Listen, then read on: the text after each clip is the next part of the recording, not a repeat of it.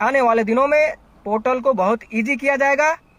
ED, CRCS, सारा की management की जो अभी 4 दिनों से जो कुछ भी बैठक चली है उसमें डेटा को मैच करने के लिए डेटा मैच कराई गई है और डिफिशियंसी दूर करने के लिए काम किया गया है। बहुत सवाल खड़ा यह भी किया जाता है कि सहारा की मैनेजमेंट जानबूझ करके डिफिशियंसी खड़ा करती है क्योंकि उसको पैसा देना नहीं है। तो मैं आपको बताना चाहता हूं कि सहारा पैरा बैंकिंग सेक्टर में गांव गांव में ब्रांच खोल करके काम की है और सहारा की जो डेटा मैनेजमेंट थी वो मैनुअल थी, एक्सेल सीट में हुआ करती थी। लेकिन सीआरसीएस पोर्टल बनने के बाद, सॉफ्टवेयर आने के बाद डेटा को मैनेज करने के लिए जब डेटा एक्सेल सीट थी उसको सॉफ्टवेयर में कन्वर्ट करने में टाइम लगता है। Data management national holding company को दिया गया है, वो डेटा को मैनेजमेंट कर रही है, उसमें टाइम लगता है। बहुत सारे ऐसे भी आज की डेट में ब्रांच हैं जहां पर मैनुअली काम होने की वजह से वो इनपुट अभी तक नहीं गए, उनको भी मंगाया गया है। तो सहारा की नीति खराब नहीं है, सहारा जानबूझ करके डिफिशियंसी नहीं कर रही है। सहारा को नहीं मालूम था कि हमें बैठा दिया जाएगा और सीआरसीएस का पोर्टल बन जाएगा। सहारा तो यही मांग कर रही थी हमेशा से कि हमें परमिशन दिया जाए, हमें पैसा दिया जाए, हम भुगतान करना चाहते हैं। लेकिन सहारा की बात नहीं मानेगी क्योंकि सहारा को जिस तरह से सेबी ने रिप्रेजेंटेशन दिया है सुप्रीम कोर्ट में, उसमें सुप्रीम कोर्ट सहारा की बात को नहीं मानते हुए सेबी की बात मानी और सीआरसीएस पोर्टल बना। सहारा की जो भी आज परिस्थिति है वो मजबूरन है, डेटा प्रोवाइड करा रही है, सॉफ्टवेयर मैनेजमेंट करवा रही है, डिफिशियंसी दूर करवा रही है। बहुत जल्द आपको दिखेगा। इसलिए सहारा पर सवाल मत खड़ा कीजिए। सहारा आज भी अपनी नीति पर है, नहीं तो आप हिंदुस्तान का ट्रैक उठा करके देख लीजिए कि किसी भी कंपनी को परेशान करने का क्या हर्ष हुआ है और उसकी परिणाम क्या हुई है, कितने लोगों का भुगतान मिल पाया। आपके पास बहुत सारे उदाहरण हैं, गोल्डन फॉरेस्ट से लेकर के रोज वैली तक है, देख लीजिए। तो जो गुमराह कर रहे हैं उनके बातों में मत आइए, सहारा पर भरोसा रखिए, सहारा के राष्ट्रवाद पर भरोसा रखिए, सहारा की चरित्र के ऊपर भरोसा रखिए, आचरण के ऊपर भरोसा रखिए, नीति के ऊपर भरोसा रखिए और सहारा के पावर के ऊपर भी भरोसा रखिए कि सहारा के पास वो पावर है कि पूरा का पूरा भुगतान करवा सकती है, सक्षम है। सारे साथियों, खास करके मैं आप लोगों को कहना चाहता हूं, बहुत लोगों का फोन मुझे आ रहा है 3-4 दिनों से, बहुत लोगों का मैसेज भी आ रहा है कि सर आप लाइव नहीं आ रहे। तो मैं उनको कहना चाहता हूं कि कुछ परिस्थितियां खराब थी। जहां पर मैं रहता हूं कच्छ में युद्ध की स्थिति बनी हुई थी, जिसकी वजह से यहाँ लॉकडाउन की स्थिति बनी हुई थी, ब्लैकआउट भी हो रहे थे, यहाँ की कनेक्टिविटी डाउन थी, जिसकी वजह से लाइव नहीं कर पा रहे थे, बैड कनेक्टिविटी थी, एटमॉस्फेयर भी खराब था। लेकिन कहीं से भी चिंता करने की जरूरत नहीं है। बहुत सारे लोग ये बोल रहे हैं सर हम क्या करें, ब्रांच बंद कर दें, सर हम क्या करें। तो सर पहली बात तो ये कि मैं कोई सर नहीं हूं, मैं आप ही लोगों की तरह सहारा का एक कार्य करता हूं। हाँ, ये जरूर है कि मैं सहारा के लिए पूरी तरह से प्रतिबद्ध हूं और मरते दम तक रहूंगा, क्योंकि मुझे पता है कि हम जिस पेड़ पर बैठे हैं उस पेड़ का जड़ बहुत मजबूत है। कितना भी तूफान आए, कितनी भी आंधी आए, वो पेड़ गिरने वाला नहीं है, वो मुझे पता है। बहुत मजबूत पेड़ के ऊपर हम लोग बैठे हैं, जड़ बहुत मजबूत है, इसलिए चिंता करने की जरूरत नहीं है। आप अगर ब्रांच खोलने या बंद करने या बंद कर दिए हैं, अगर फिर से आप करना चाहते हैं, अगर आप फिर से आपका अगर सहारा की प्रति अगर फिर से अगर आपकी आस्था जग रही है तो आप खोलिए, बैठिए, काम कीजिए। सहारा था, सहारा है और सहारा रहेगा और उसी तरफ चल रही है। लेटेस्ट अपडेट आपको बता देता हूं कि जून आते आते सहारा की जो 3 बड़ी डील हुई है, वो जून आते आते सहारा अपने आप में कैपेबल होगा कि हर महीने कम से कम 2 से 3 हजार करोड़ का रेवेन्यू जनरेट करेगा। हर महीने 2 से 3 हजार करोड़ की रेवेन्यू जनरेट करेगी और सर्कुलेट होगा, भुगतान भी होगा, काम भी होगा, नए नए बिजनेस भी होंगे। इसलिए चिंता करने की बिल्कुल कोई जरूरत नहीं है। न सहारा का चरित्र खराब है, न आचरण खराब है, न किसी तरह का कोई सवाल है। सिर्फ कुछ लीगल बैटल की वजह से जो अनिश्चितताएं हैं, अनिश्चितता यही है कि लोगों का मानना है, लोगों का कहना है कि मैनेजमेंट क्यों नहीं आगे आती है, मैनेजमेंट आकर के नहीं बोलती है। तो मैनेजमेंट आगे आकर इसीलिए नहीं बोलती है क्योंकि मैनेजमेंट को बैठा दिया गया है सीआरसीएस पोर्टल बनाते समय।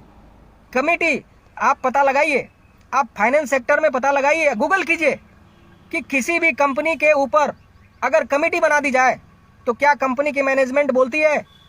क्या कंपनी का मैनेजमेंट प्रेस कॉन्फ्रेंस करेगी? क्या मीडिया ट्रायल करेगी? बिल्कुल नहीं करेगी। लेकिन फिर भी जब जब जरूरत पड़ी है मैनेजमेंट को लेटर के द्वारा जानकारी दी गई है कि आप लोगों को किस तरह से पोर्टल पर अप्लाई करना है। पोर्टल ही विकल्प है जब तक कि सहारा को जवाबदारी नहीं दिया जाता है। तो जब तक सहारा को जवाबदारी नहीं दिया जाता है तब तक पोर्टल पर ही आपका विकल्प है। उसके लिए सहारा की मैनेजमेंट जब जब जरूरत पड़ी है तब तब लेटर द्वारा जानकारी दी है। इसलिए सब आप जितने भी सहारा के कार्यकर्ता हैं, मैं बहुत सारे कार्यकर्ताओं का मैसेज आता है, बहुत सारे कार्यकर्ताओं का कमेंट आता है जो बहुत सीनियर है। मैंने पहले भी कहा कि मेरी कोई औकात नहीं है। लोग मुझे बहुत सारे कमेंट भी करते हैं कि तुम्हारी क्या औकात है, तुमसे तो बहुत बड़े बड़े सीनियर हैं, तुम क्या है। तो मैं उनसे कहना चाहता हूं मैं कुछ भी नहीं हूं, मेरी कोई औकात नहीं है। पीएफएम महोदय, रॉयल 1 रॉयल 2 महोदय, आप लोगों के सामने कन्हई शाह जीरो है।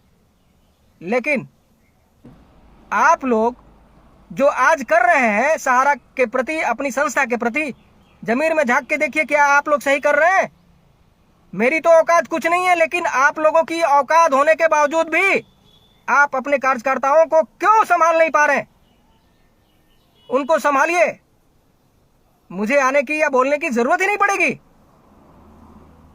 इसलिए उन तमाम लोगों से मैं कहना चाहता हूं जो आज सहारा के खिलाफ चले गए हैं, सोच विचार करके सहारा कहां है, सहारा की परिस्थिति क्या है, सहारा का आज बैटल कहां पर पहुंची है, किस तरह से सहारा आने वाले दिनों में क्या करने जा रही है, अपने अपने सीनियर से जो भी हैं जानकारी रखते हैं नहीं रखते हैं, फिर भी एक दूसरे के साथ मिल करके और आगे बढ़ने का सोचिए। एक दूसरे को कटाक्ष मत करिए कि तुम क्या है और मैं क्या हूं। मैंने पहले भी कहा कि मैं कुछ भी नहीं हूं और मुझे कोई जरूरत नहीं है। मैं ये भी बता दूं, मेरा 60 लाख 65 लाख रुपए है।